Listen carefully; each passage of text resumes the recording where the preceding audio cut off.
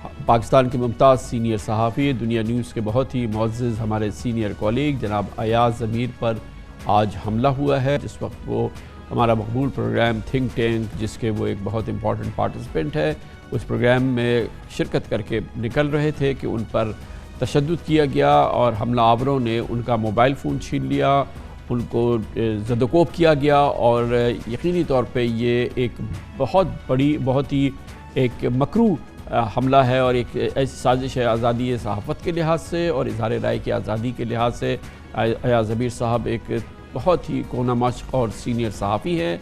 यकीनी तौर पे पिछले 24 घंटों में उनकी जो एक तकरीर थी, उस हवाले से उनको बहुत शोहरत मिली। उस तकरीर को लोगों ने उसकी बड़ी पज़ीराई की।